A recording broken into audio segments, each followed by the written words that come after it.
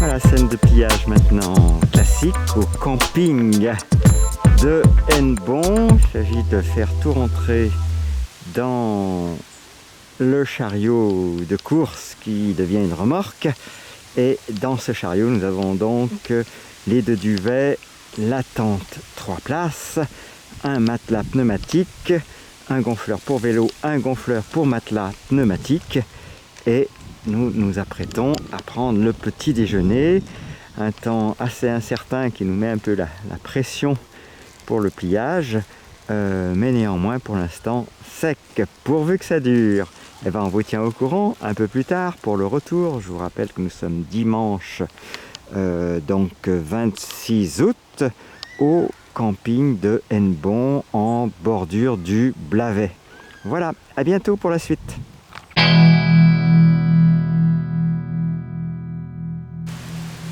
Eh bien, les 10 premiers kilomètres du chemin retour sont sous la pluie. On a fait appel un peu plus à l'aide du vélo électrique de façon à diminuer un peu le temps d'exposition sous la pluie. Léna ne devrait pas tarder et donc nous avançons petit à petit sur notre chemin du retour. On ne sait pas si la pluie va être pour la journée. En tout cas, elle a commencé dès le camping. On a juste le temps de plier, donc finalement on a quand même eu beaucoup de chance. Évidemment, on a traîné un peu et donc le départ ne s'est guère fait avant midi.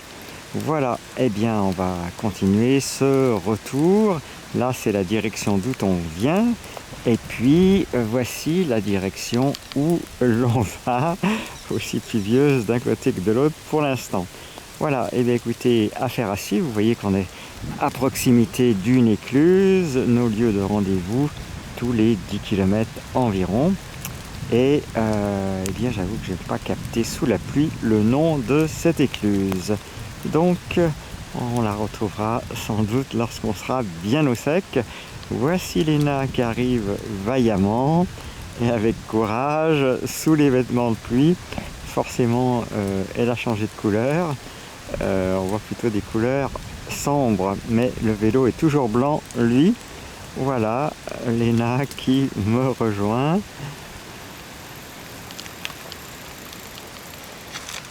Pour une petite pause, retrouvailles avant les 10 prochains kilomètres.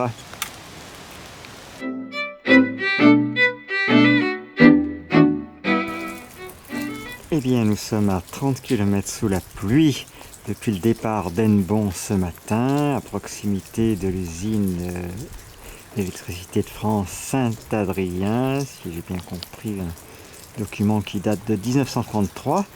Et quelques minutes d'abri sous le pont qui laisse ou laisser passer la voie ferrée pour laisser Léna me rejoindre. Léna qu'on aperçoit d'ores et déjà au loin sous ses vêtements de pluie sombres de couleur bleue aujourd'hui. Voilà, c'est plutôt agréable de voyager sous la pluie dans la mesure où c'est une pluie qui n'est pas battante, donc on peut encore avancer dans de bonnes conditions. Quelques passages un petit peu chaotiques ou avec plein de trous dans la tranche 20 km, 30 km. Et puis là, nous sommes revenus à une zone bien bitumée avec gravillon et les bruits caractéristiques à ce type de chaussée. Donc voilà Léna qui me rejoint sur son vélo blanc, toujours à l'abri des vêtements de pluie. On est encore avec l'espoir que d'ici la fin de la journée, les choses puissent s'améliorer, mais il faut reconnaître que pour le moment, voilà, ça pleut.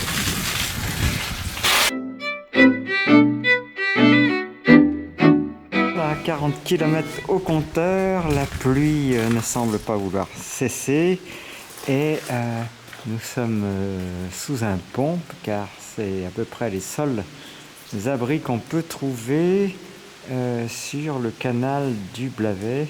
C'est bien dommage que de temps à autre il n'y ait pas une table abritée. Donc avis à ceux qui souhaitent développer un peu plus de trafic sur ce canal, bien encourager les vélos qui, comme nous, acceptent d'affronter la pluie et permettez-leur de s'abriter de temps en temps pour reprendre un peu leur souffle.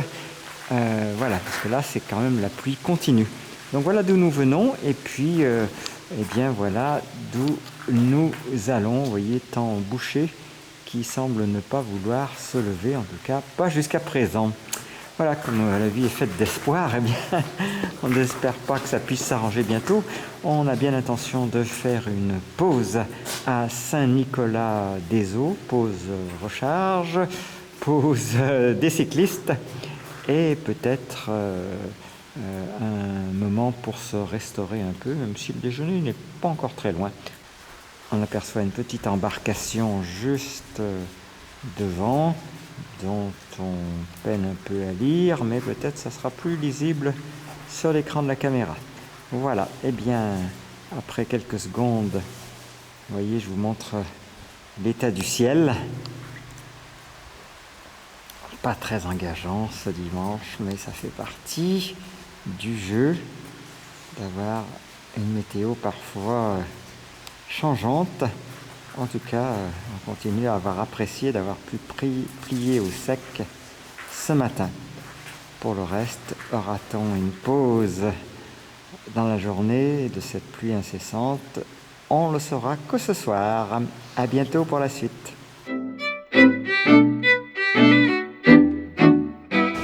Eh bien, les jours de pluie, il y a toujours des petites pépites à découvrir. Figurez-vous qu'en face de cette fameuse Vénus, il y a une épicerie fort sympathique qui a un immense mérite, c'est d'offrir un point vivant avec des tas de prestations entre Pontivy et Hennebont, parce qu'il faut reconnaître qu'il n'y a quand même pas grand-chose. Alors, ils se sont lancés dans une sorte d'exploit, puisque voilà, ils vous proposent, vous voyez, je fais une vue dessus, des vélos à cardan qui sont vraiment top, tout neuf, flambant neuf, donc vous pouvez louer des vélos électriques pour ceux qui ont besoin d'un peu d'assistance. Ils font d'autres activités, j'ai pas tout mémorisé, mais il y a aussi, vous voyez, ils font café-bar, ils ont un coin de plein air, alors ils ont aussi quelques tables à l'intérieur et puis ils ont tout un tas de produits locaux.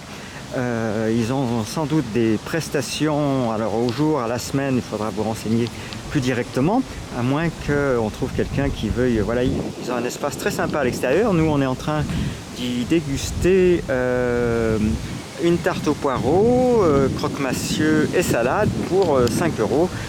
Voilà, très sympa. Et je vous assure que ça représente du travail de tenir un endroit comme ça, parce que bien sûr il y a des jours où il y a du passage et puis il y a des jours où il y en a un peu moins. Donc voilà, on vous encourage à venir rendre visite à cette épicerie qui se trouve à Saint-Nicolas-des-Eaux, juste en face, vous ne pouvez pas la louper, de la Vénus de Milo. Alors on a appris grâce à cette dame que les noms que vous trouvez ici, c'est les prénoms des filles qui sont à l'école locale, si j'ai bien compris. Donc on en avait dénombré hier 2 x 22 plus 2 x 21, soit 86. Voilà, donc ce seraient les enfants qui ont trouvé les noms. Alors vous voyez, ouverture 9h-20h, plus 6 clients jusqu'à 21h30. Voilà pour la présentation extérieure. Un endroit qu'on vous recommande. Alors une petite vue intérieure de ce lieu que vous allez trouver entre Pontivy et Hennebont, avec des tas de produits locaux, tous plus alléchants les uns que les autres. C'est là qu'on est en train de déguster notre tarte poireau salade.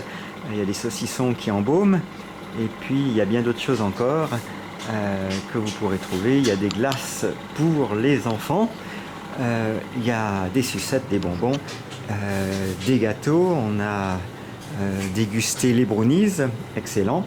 Donc voilà, on vous recommande ce lieu qui vous permettra de faire une petite halte entre Pontivy et Hennebont et qui va vous permettre de trouver ce dont vous avez besoin. Alors, vous me disiez qu'il y avait quoi, outre les vélos, j'ai pas tout mémorisé. Alors, là, c'est madame qui tient ce lieu, ouais, merci à elle. Je m'appelle Flore et on fait partie d'un programme de redynamisation du tourisme fluvial, donc on fait du bateau. forcément.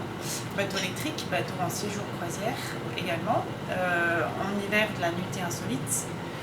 On fait de la location de vélo bien sûr, électrique et classique, et puis du bar, restauration et de la petite épicerie avec des produits frais et du pain et voilà. Donc ça permet de faire une vraie escale sur Saint-Nicolas et bientôt on pourra prendre des douches aussi, ce qui est pas mal pour les Super. gens qui sont en itinérance. Enfin, voilà, tout ça c'est en train de se mettre en place, mais voilà, c'est pas toujours évident. Hein. Il y a des normes, des contraintes qui font que voilà, ça avance petit à petit mais sûrement. Qu'est-ce qu'il y a en plus des vélos électriques? Vous parliez de location à la semaine? Du bateau. Du bateau. Voilà les bateaux, location de bateaux, longue durée, c'est ça qu'on voit. Longue durée, week-end, semaine, voilà. Et puis en hiver, il n'y a pas de navigation sur le Blavec, donc on est en nuitée insolite. Donc c'est aussi une escale sympa pour les gens d'itinérance de prendre une nuit sur un bateau. Ben voilà, alors vous connaissez la personne, une des personnes qui va vous accueillir, c'est déjà beaucoup. Et puis merci pour ces précisions. Merci.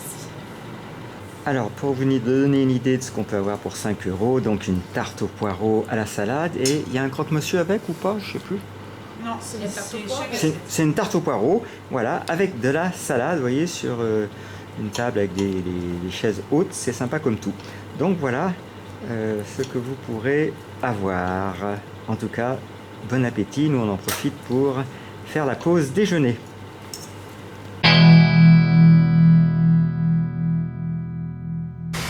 Nous sommes à l'écluse Lodivie, sur le chemin de retour, 52 km depuis Hennebont. Son déversoir est particulièrement fleuri, sans doute le propriétaire de la maison éclusière tout à côté. Eh bien, le temps maussade semble être parti pour l'après-midi complète.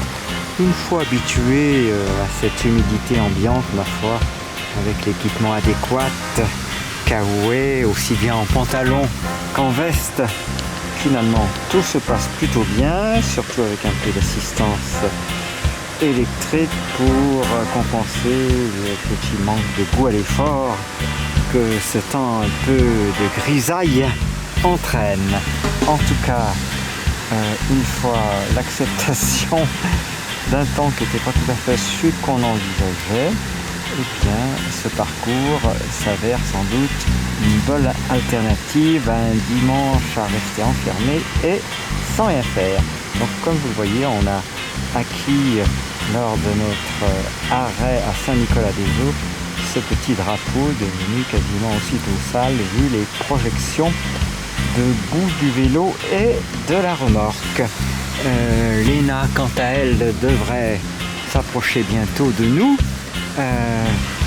Bien que ayant roulé sur un mode d'assistance un peu élevé, ça permet effectivement de gagner du temps. Alors on est toujours à l'église numéro 5, comme vous le voyez, avec ses volets et ses boiseries rouges, qui s'appelle écluse numéro 5, le Divi. À l'évidence, on s'approche de Hennebont et voilà. Ça nous aura permis d'accomplir notre périple qui venait prolonger les vacances sur le canal de Nantes à Brest avec cet aller-retour d'un bout à l'autre du canal du Blavet. Voilà, cette écluse sympathique, mais évidemment aujourd'hui peu de fréquentation de ce canal compte tenu d'une météo peu encourageante. C'est bien dommage, mais c'est ainsi. On est quasiment le dernier dimanche d'août et bien sûr chacun songe à rentrer. Voilà. Ceci étant, pour ceux et celles qui aiment le calme, eh bien aujourd'hui c'est une circulation sur un lieu presque désert. Alors Léna arrive au loin. On a bien pu recharger les deux vélos grâce à une borne électrique pour péniche juste à proximité de cette fameuse Vénus de Saint-Nicolas-des-Eaux, en face de laquelle, je vous rappelle, il y a un lieu fort accueillant avec toutes sortes de locations qui peuvent venir agrémenter vos vacances aussi bien en bateau à moteur électrique sans permis que toutes sortes d'autres choses. Et voici Léna qui arrive toute fière sur son vélo. Voilà. Et nous voici donc à notre point de jonction avant d'entamer les 10 derniers kilomètres. Voilà. C'est toujours une aventure, cette circulation sur les chemins de halage, soit de Nantes à Brest, soit de Blavet et bien d'autres encore qu'il nous reste à découvrir. Et même s'il pleut un peu aujourd'hui, en réalité on n'a pas hâte que ça se finisse parce que c'est vraiment un temps hors du temps. Aussi bien du temps météo que du temps en heures, minutes et secondes. Voilà, et bien on va compléter cette pause et puis terminer notre dernière tranche de 10 à 12 km pour rejoindre le relais 103. Tout va bien, Léna, sous la pluie, comment ça se passe? Oui, ben cette portion de la route, ça saute. Voilà, une route On y parfois, arrive, une route parfois un peu, c'est ça, chaoteuse. oui, ça saute beaucoup. Voilà, il y a des passages superbement bitumés, puis d'autres passages où du coup on s'habitue au confort et d'un seul coup ça se remet à sauter. Bon, et la pluie, ça va? Ça va, ça n'empêche pas d'avancer. Bon, ah voilà, c'est le mot de la fin, ça n'empêche pas d'avancer. Eh bien, c'est ce qu'on va faire.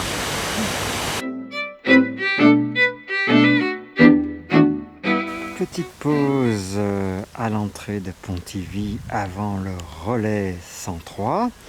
On est juste en face de la maison pour tous Ti An Hol.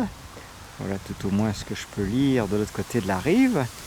Et puis on n'est plus très loin du syndicat d'initiative, toujours placé sur un bateau, sans doute un peu après ce pont. Donc j'avance un peu pour échapper à ce poteau qui nous cache la vue. Et puis bien sûr, effectivement, le panneau suivant indique l'office du tourisme. Voilà, un pont très fleuri devant nous, ainsi que les rives d'ailleurs. Voilà, on n'a pas lésiné sur la quantité de fleurs qui viennent égayer le pont et ses abords sur la commune de Pontivy. Et puis Léna devrait nous rejoindre dans quelques instants. Et ensuite, il nous restera 2 à 3 km pour regagner le relais 103 après une journée un peu trop pluvieuse à notre goût, mais qui reste très agréable avec un petit peu de vent. Ça nous a permis de tester les différents éléments de notre équipage, à savoir ces fameuses sacoches Ortlieb, donc sacoche de guidon à l'avant qui n'a pas démérité, elle a parfaitement gardé son étanchéité. Moins connu, ce chariot de course Andersen s'avère finalement un bon choix une fois qu'on a compris qu'il ne faut pas trop gonfler les roues, hein. Le pouce peut s'enfoncer légèrement dans le caoutchouc du pneu. Inutile de gonfler plus, et moyennant quoi, finalement ce système, comme je vous le montre en haut là, d'ouverture, s'avère plutôt efficace. Bon, un tout petit peu de ruissellement, mais il faut quand même voir qu'on vient d'accomplir 160 km. Le système d'accrochage s'est révélé jusqu'au bout une fois notre petit correctif d'attache le long du tube fiable, et donc finalement au final nous sommes satisfaits de ce chariot de course transformé en remorque pour l'occasion. C'est avéré robuste, quoi. Voilà, et puis on a fait une belle halte à la boutique de l'Écluse à Saint-Nicolas-des-Eaux, qu'on profite pour vous recommander chaudement. C'était un arrêt qui a permis de recharger un peu les batteries au propre comme au figuré. Et finalement, voilà, l'intérêt du vélo électrique, c'est que de temps en temps on peut s'offrir un repos des jambes tout en continuant à profiter des beautés du paysage sans souffrir de lassitude. Voilà, et donc sur ce vélo Matra, équipé de ce moteur électrique pédalier, bien sale maintenant, mais en tout cas on atteint aisément 25 km/h lorsqu'on est en mode turbo, et puis une 20-22 en mode sport, donc le mode juste au-dessous, et puis une vingtaine de km/h en mode tour, et environ 15 et un peu moins même en mode éco, où l'aide est vraiment plus que modérée. Donc lorsqu'on souffre un peu des genoux, comme c'est mon cas, eh bien cette assistance électrique permet de s'offrir le joie de bien belles sorties, encore sans être trop handicapé par les souffrances physiques que peuvent occasionner les petits problèmes de ménisque ou autres problèmes des genoux. Je suppose que c'est Léna qui arrive au fond. On va patienter un peu pour voilà, la laisser se rejoindre à nous. Et donc en tout cas nous avons passé finalement, une fois accepté la différence entre l'attendu, qui aurait été plutôt une journée un peu plus sèche, et l'existant, une journée humide dans tous les sens des termes, et bien voilà, une fois ceci intégré, et bien c'est une belle journée qui s'offre à nous. C'est vrai que ça suppose petit à petit de se familiariser avec les équipements qui vont avec un temps pluvieux. Bon, eh bien on va patienter quelques instants, le temps de laisser Léna arriver. Alors un vélo s'approche, feu allumé. Celui de Léna, je n'en suis pas sûr, mais quoi qu'il arrive, voilà, pour vous montrer qu'il y a tout de même quelques vélos sur le canal du Blavet aujourd'hui.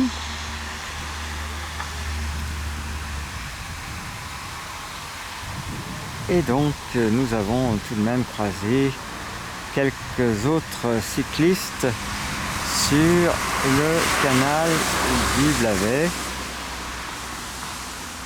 Et c'est bien Léna qui arrive avec son feu allumé. Voilà. Et voilà, une nouvelle fois, une petite halte avant l'arrivée. Léna bien mouillée, mais quand même protégée par son kawaii. Et puis, vous voyez, les sacoches Ortlieb à l'arrière, elles, sont probablement restées encore plus sèches pour leur contenu que les cyclistes. Voilà, donc les sacoches n'ont pas démérité. Elles contiennent tout le matériel de cuisine. Quant à nos vêtements, ils étaient principalement dans les sacs à dos que nous portons l'un et l'autre. Voilà pour celui de Léna, un petit sac à dos. Et j'ai à peu près l'équivalent sur mon dos. Voilà. Eh bien, on va terminer ce périple aujourd'hui en regagnant le relais 103.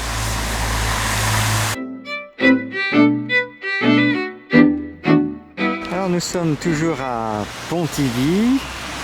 On en a profité pour faire une petite visite à l'office du tourisme. On est à ce point stratégique où on voit toutes sortes de directions qu'on peut apercevoir sur les panneaux au loin. On peut lire Keguerec et bien d'autres. Et puis une petite vue sur ce panneau qui s'appelle la porte de Carhaix, porte Caraèze. On y trouve le texte suivant: le Blavet servait jadis de frontière naturelle à l'ouest de la ville. Le reste de la commune était probablement entièrement délimité par des remparts au nombre de 4. Les portes permettant les entrées et sorties de la cité reçurent le nom des villes auxquelles elles conduisaient. Au nord, la porte de Saint-Brieuc, dite ensuite de Neuillac ou de Corlay. Au nord-est, la porte de Dinan, puis de Saint-Malo. Au sud-est, la porte de Rennes, puis de Noyal. À l'ouest, la porte de Carhaix, aujourd'hui insérée dans les murs de l'hôpital. Vraisemblablement reconstruite au début du XVIIIe siècle, la porte de Carhaix est la seule à subsister. Aujourd'hui, on y accédait autrefois par un pont situé dans son strict prolongement. Celui-ci fut démoli au milieu du XIXe siècle et définitivement remplacé par le pont actuel placé quelques mètres en aval du précédent. Les 3 autres portes de la ville ont été détruites en 1847 afin de faciliter la circulation de voitures toujours plus nombreuses Les clés de ces portes ont été soigneusement conservées par la municipalité jusqu'à leur transfert au musée de Saint-Malo en 1900, où elles furent volées 6 ans après. Voilà pour cette histoire que je viens de vous lire sur les portes de Carhaix.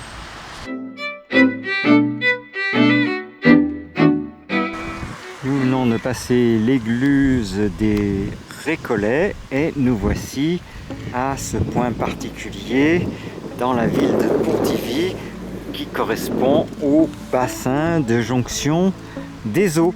Napoléon Bonaparte, premier consul, décide le 17 septembre 1802 de canaliser le Blavet de Pontivy à Hennebont et Lorient.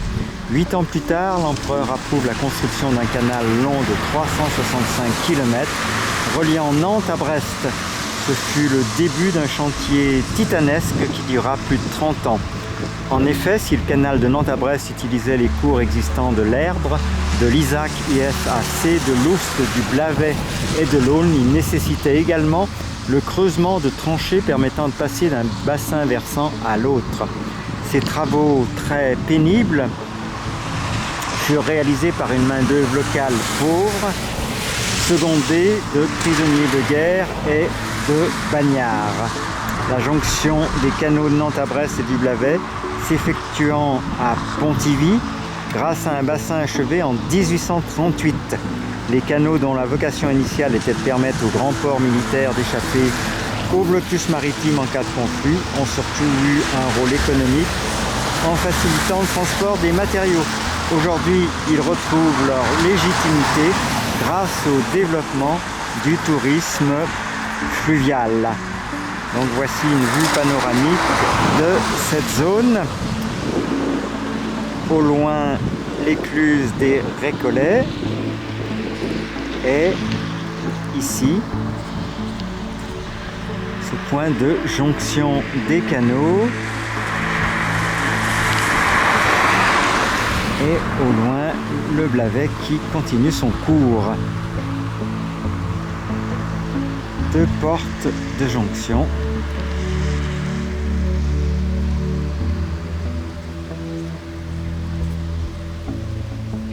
Celle-ci. Et cette deuxième porte plus proche lorsqu'on est sur les quais. Celle-ci avec son panneau sens interdit à côté.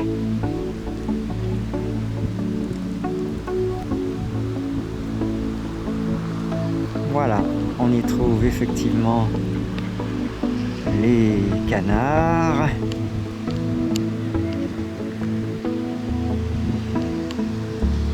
Toujours en quête de nourriture.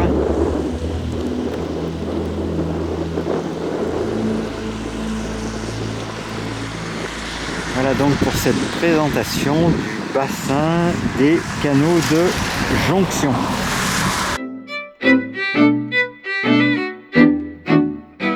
Nous voici de retour sur le canal de Nantes à Brest après le passage de ce pont avec ses panneaux indicateurs que vous pouvez apercevoir. On y distingue tout en haut Guingamp vers la droite, tout Gourin vers la gauche et tout en bas l'ENA qui s'apprête à traverser la chaussée. Voilà, le canal de Nantes à Brest traverse le pont. Quant à nous, on arrive de Pontivy en passant par les rives du Blavet. Et bien cette fois-ci, il ne nous reste plus que quelques mètres à faire pour rejoindre l'écluse numéro 103, sachant que là, nous sommes également à une écluse. Est-ce que c'est la 104 ou est-ce qu'il y en a une en intermédiaire? Sans doute, il y en a une en intermédiaire. Voilà, et bien, cette écluse est très fleurie, comme un certain nombre d'entre elles. Et ce n'est pas le moindre des plaisirs de voir toutes ces fleurs égayer notre parcours.